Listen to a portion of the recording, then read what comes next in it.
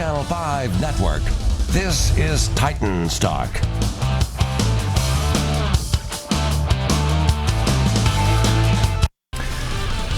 Hey there, Titans Talk on your television. Steve Lehman here with you. Glad you are here with us on this Monday night on News Channel 5. Plus, not quite as happy if you're a Titans fan this Monday night as it was a week ago. Last week, they are the talk of the town because of their win in Cleveland, 43-13 over the Browns. Take the air out of the balloon, so to speak, at First Energy Stadium up on the lakefront last week. The air went out of the stadium in Nissan Stadium yesterday as the Colts came into town and beat the Titans for the 18th time in 21 games, spoiling the retirement of the numbers of both Eddie George and Steve McNair. It was just a grind of a football game. Nothing came easy on either side. The Colts win, but didn't play a particularly pretty football game. But what they did is they found a way to win, something the Titans were unable to do once again yesterday against Indianapolis. And so any hope that there was that the Titans really turned a corner with the way they started in Cleveland, or that this year would be different and yesterday could be a changing of the guard within the AFC South, well, maybe not. Or at least not yet. And so the Titans fall yesterday 19-17. And there are a lot of questions out there about what you saw yesterday. Starting with the quarterback, Marcus Mariota, who was inconsistent. He held onto the ball at times. He took 4 sacks.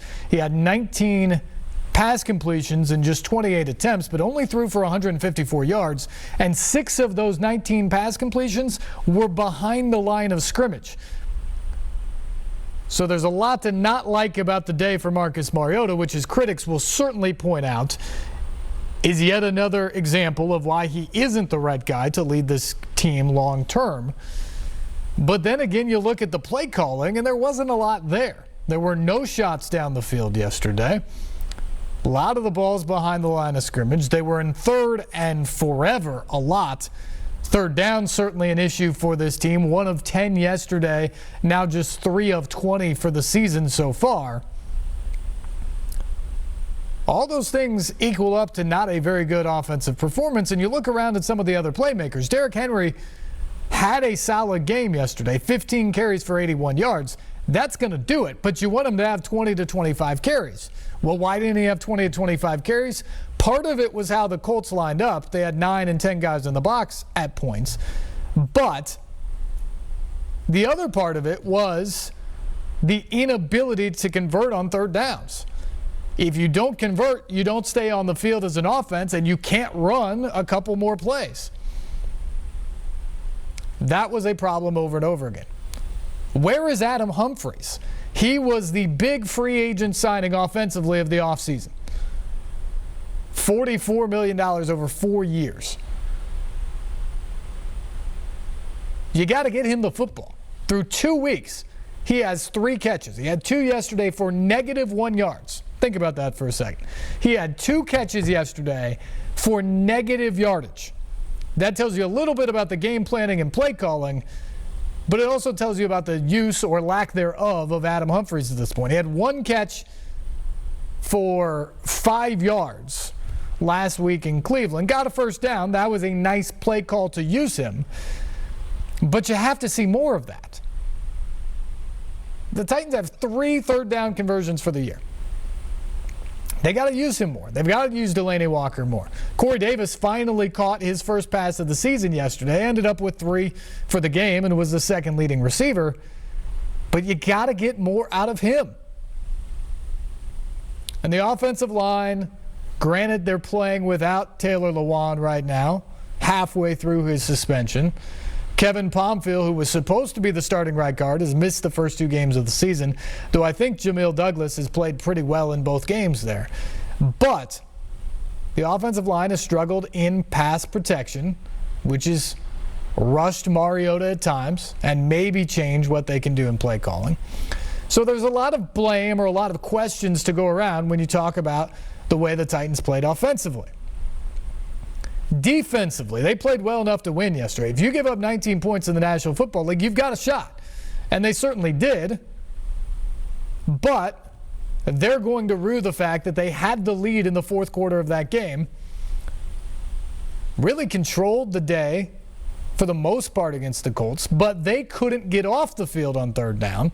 The Colts were 50% for the day, 7 of 14 on third downs. And then in that fourth quarter, Justin Wilkins breaks free for a 55-yard run before he finally gets brought down out of bounds by Kenny Vaccaro. Those are the type of big plays, especially late in the game, that lose you games. You cannot afford to have that happen, and the Titans understand that.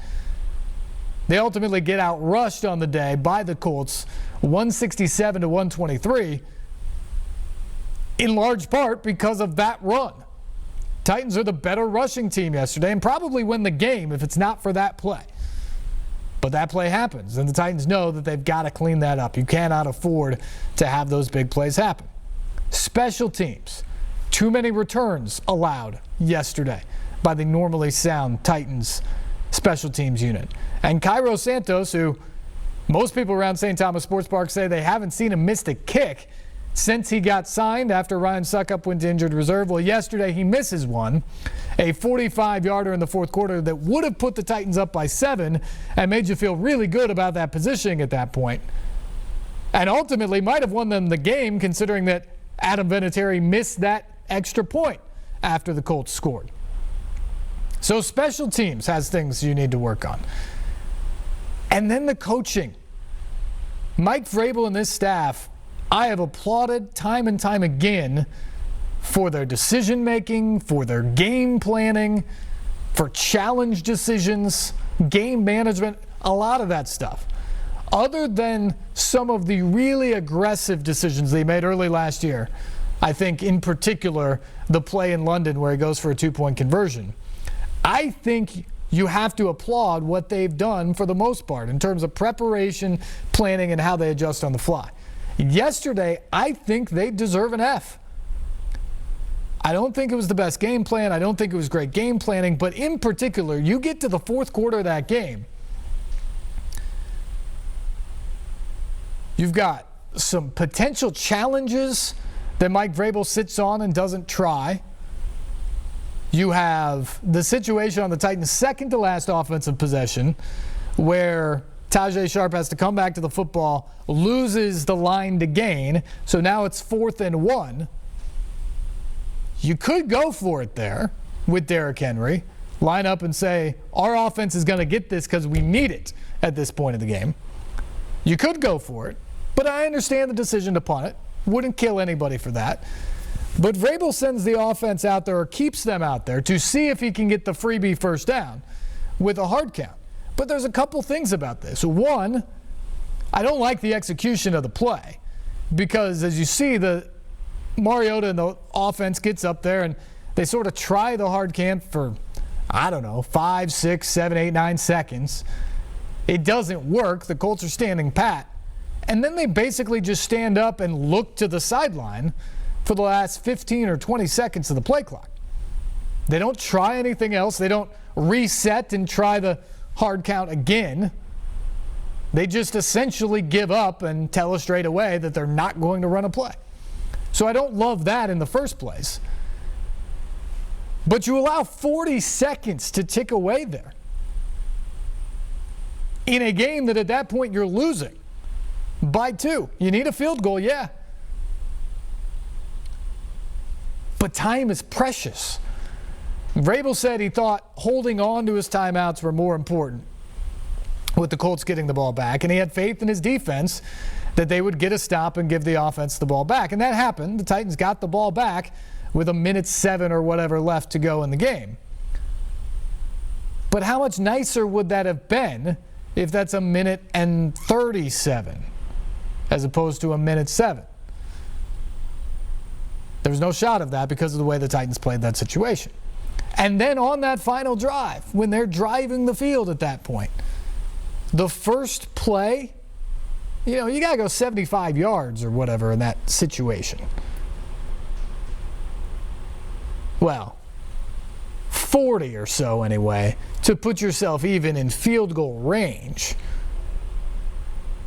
And with Santos missing earlier, you certainly would have liked to have picked up more than that. to make it a more manageable attempt. The first play is like a 7-yard pass to Delaney Walker. So tick, tick, tick, tick, tick, tick on the clock. You got to get up there and go. Second play, Mariota scrambles. So now you have a running play in the middle of the field. It's a big gainer, so you like it. But now you've got to get up there and spike the ball, which they do. But then they come back, and this is a befuddling sequence to me. They come back and throw underneath the chains again to A.J. Brown. It's a gain of 8. Clock's ticking with 25 down to 20 seconds or something. But at that point, you have to have a play in mind for a couple of reasons. One, you've already spiked the ball on first down. You cannot spike the ball twice in 3 plays. You just can't.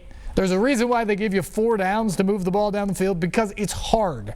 You cannot voluntarily give up 2 of those downs, no matter how much time is pressing. You need to have a play ready to go there. Secondly, when the clock's ticking like that, Indianapolis is going to line back up in the same defense. So you know what they're going with. You run your same play again if you have to. You have to be ready for that situation. Instead, the Titans line up and spike the ball. Okay, so now you've given yourself 12 or 13 seconds or whatever they kept on the clock, but you're down to 1 play because it's 4th in the ball game at that point. It was 2 yards, but it's 4th in the ball game.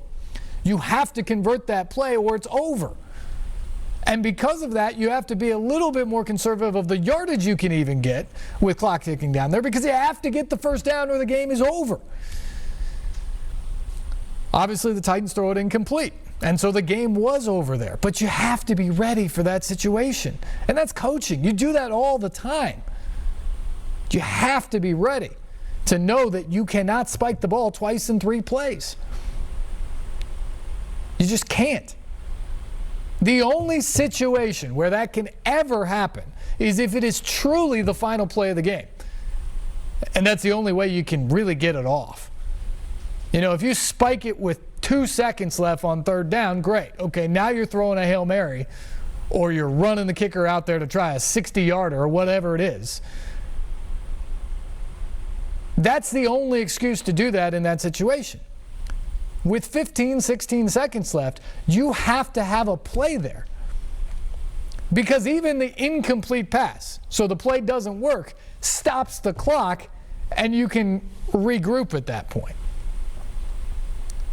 But you have to try to get the first down. And then if you get the first down, spike it, and then you may be looking at the field goal or the final last-ditch play or whatever. But you have to give yourself more chances, and you cannot waste plays like that. The game management yesterday left a lot of people scratching their heads. And so you walk away from this game, and it was a game that was there for the taking. The Titans certainly had their chances. They were leading in the 4th quarter. But they lose for the 18th time in 21 games against the Colts. And if you're a Titans fan or someone who follows the team as I do, I think you just walk away looking at this as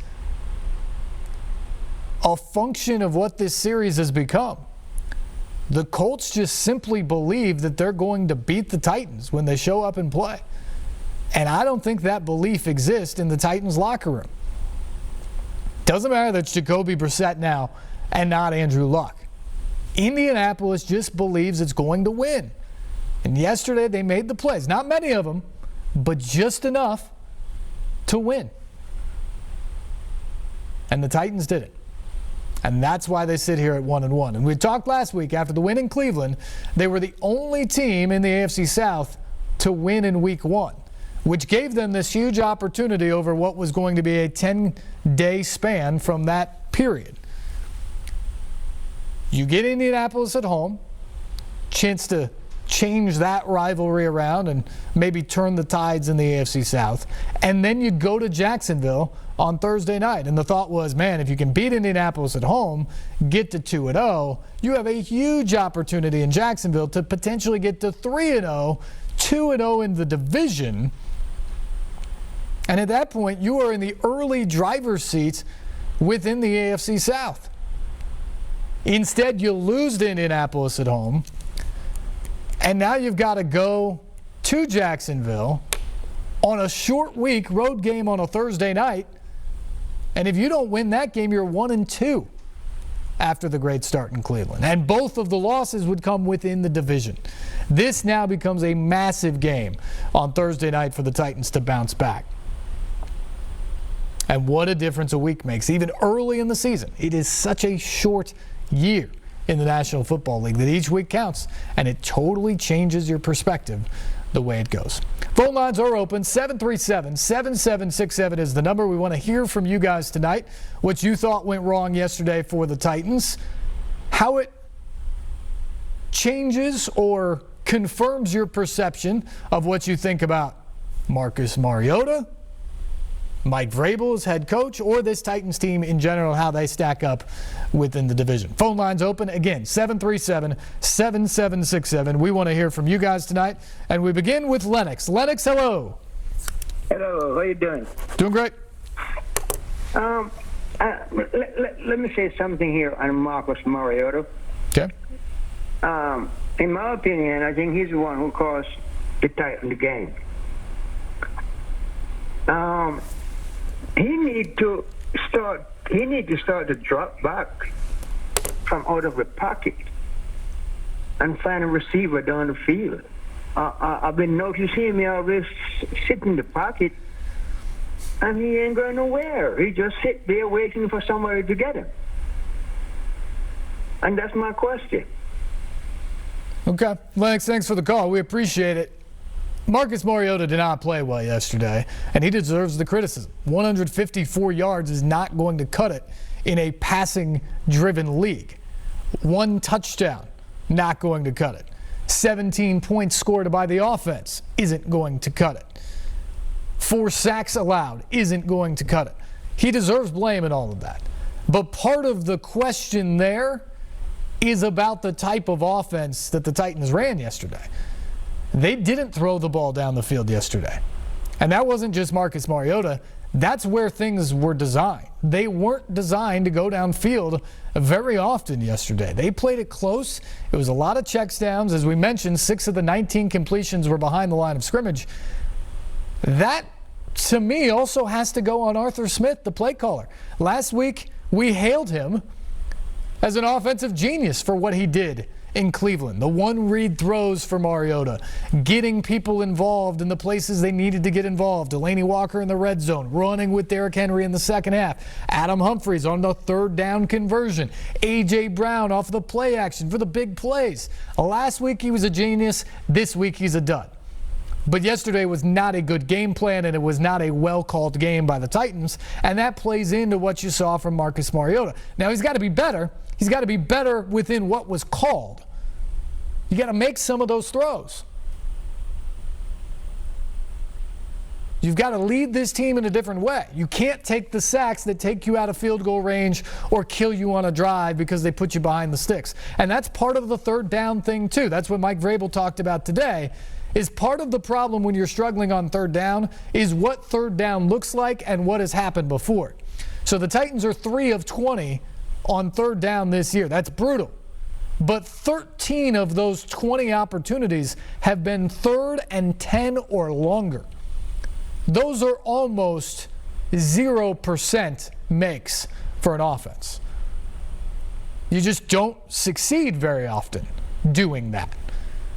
And so they've got to be better on first and second down of making sure that if they get in a third down, it's 3rd and 5. It's 3rd and 3, where more of the playbook is available and you can use all of those weapons. When it's 3rd and 12 or 3rd and 15, you are shotgun, dropping back, and you're going against the defense that's defending downfield against you. That's what you're worried about in that situation. So the Titans have to be better on first and second down as well to help Marcus Mariota out. Back to the phone. Say hello to Joe. Joe, what's up? I just think that he's not showed that he can really lead a team, and I didn't know if the receivers were not getting open or whether he just can't throw the ball. Didn't they run a play where an offensive tackle caught a touchdown pass? They did run that play, yes. If you notice that play was even behind him. He had to reach backwards to get that throw. Yeah, it was also a very easy throw to make. So the offensive lineman wasn't exactly running around at that point. He was just filling a space. So he made that throw, and it was a touchdown. It's hard to complain too much about that. That, by the way, was the third read on the play. So the Colts completely covered up what the play was supposed to be. And Mariota, in that case, did a good job of looking off of that and throwing to a lineman, of all people, to get a touchdown. So that's one play not to criticize Mariota for yesterday because he got it done there. But there were plenty of other plays to criticize the throws. And I think, Joe, what you speak to here is what a lot of people believe is there have been inconsistencies for Marcus Mariota now into a fifth season where one week he looks like he did in Cleveland last week where he throws for 3 touchdowns and everything looks pretty good within the offense. And then another week, there's big-time struggles and the offense doesn't put up points and it's a frustrating loss at the end of the day. And people are just tired of that and they're ready to see something different.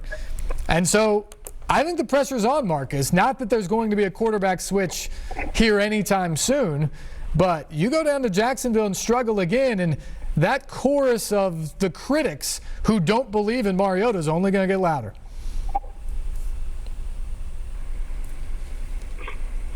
All right, Joe, we appreciate the call. Let's move on now to line 4 and say hello to David. David, thanks for the call. Yeah. I was kind of wondering why Marcus doesn't study a guy like Tom Brady or some of the top quarterbacks, and instead of just holding on to that ball and getting nailed in the pocket, why doesn't he just either throw it where his receiver only has a shot at it or throw it away? Live for the next down. $1 million question there, David. And Mariota said so after the game yesterday. He said, sometimes I've just got to get rid of the football and throw it away and do just that, live to fight another down. But we've been talking about that for a while now. So this is a problem where, for whatever reason, he's just a little timid in throwing the football, a little unsteady with where he needs to go or what he needs to do when something breaks down back there. And what you see is occasionally a throw is a split second late because he's unsure about getting rid of it. Or, like yesterday, 3 or 4 sacks in a game because he's holding on to the football too long. What the reason is for that, I don't know. I mean, I guess you can point to the fact that he's been in 5 different offenses with 5 different play callers now. You can probably bring up some of the injuries that he's dealt with over his career. I mean, I think all of that can lead to you being unsure about yourself or not reading it out as quickly as a Tom Brady who's been doing it for 20-some years now, or a Peyton Manning or a Drew Brees or some of the really elite guys in the league. But the bottom line is this for Marcus Mariota, and I've been a pretty staunch defender of him, David, throughout his career. The bottom line is this, though, now. Whether you think the injuries have hurt him or whether you think the different offenses have held him back and all that, I think there's some truth to all of that. But this is his contract year with a team that is good enough to compete to get to the playoffs and win this division. And so he will be judged this year on what he does on the field with this team. And if he has any shot of being the quarterback of the Titans in 2020 or moving on beyond that, he has to play better than he did yesterday. And for that, he's got to get rid of the football. He cannot take those sacks, and he's got to be more efficient. Do you think he's just locking on to one receiver? Because on that 4th down, when he throws the ball in the double coverage, when they run a replay on that, I know we're armchair quarterbacks, but best I can remember, there was a guy about 6 or 8 yards beyond the line of scrimmage. There wasn't anybody within 5 yards of him. Yeah, no. He didn't throw the ball at him. Yeah, no, you're right. I will say on that one, I believe that A.J. Brown was the first option, and he thought he was open enough to throw.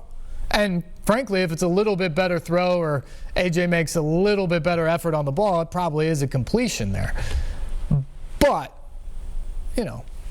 you got to make that. You got to be able to read it out and figure out what's going to happen. Some guys, like the Bradys that you talk about, can sometimes see that the first option may have double coverage over the top, even on a route like that where, okay, maybe I can stick it in there, but does that mean that option 3 over here is wide open and that's the easier throw?